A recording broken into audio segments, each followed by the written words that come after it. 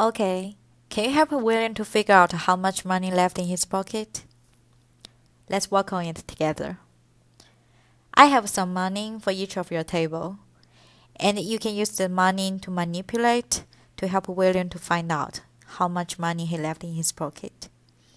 This time, we will use integers we just learned to represent. At first, when William went to the Frigga restaurant with Eric, he just found that there was no money in his pocket. So we started with 0.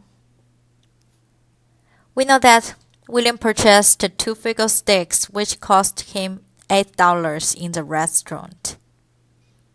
But at that time, William didn't have any money in his pocket.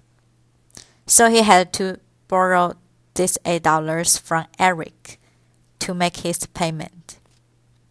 How much money William had in his pocket at that time? Let's think about it. William spent out $8, which borrowed from Eric, instead of putting them in his pocket. So he owed $8 from Eric. We can use integer number -8 to represent the amount of money in William's pocket. On their way home, William borrowed $3 more from Eric later to buy the Jamba Juice.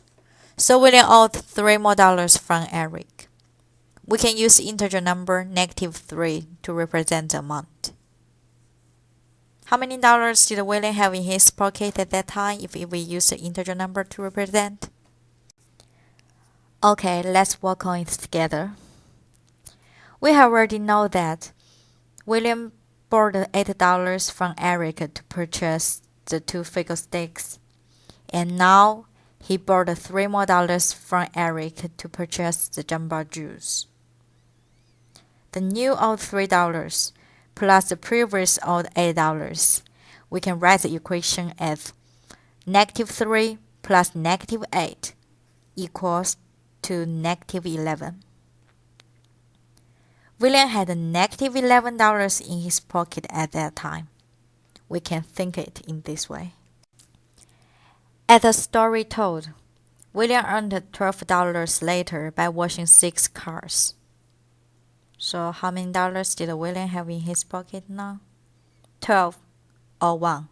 How do you think? Let's figure out it together later. We know that at the very beginning, William didn't have any money in his pocket, and we used the 0 to represent.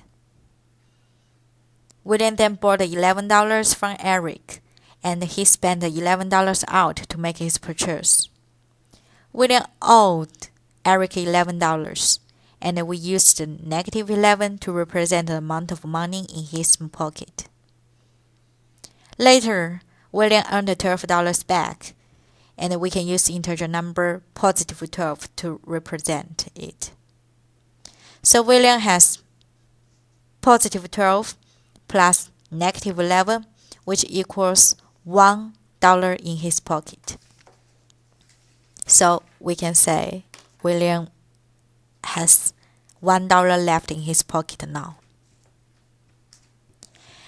Even William made $12 back, we cannot say William has $12 in his pocket because he owed Eric $11 and he had to pay back this $11 to Eric. Okay, after solving this problem, do you have better understanding about integers and how integers could be applied in your real life? If not, I have one more specific example to show you to help you to better understand the integer numbers. And it's thermometer. Thermometer is a good example to represent integers. We can tell from the right picture I just showed you. It consists of positive numbers, 0, and negative numbers, just as a definition of the integers. After introducing integers to our math study, when we do our math calculations, We can not only subtract or add the positive numbers, but also we can use the way by adding the negative numbers or subtracting the positive numbers, just like we did in our previous problem. And now, do you have any other examples about integer numbers using in your real life?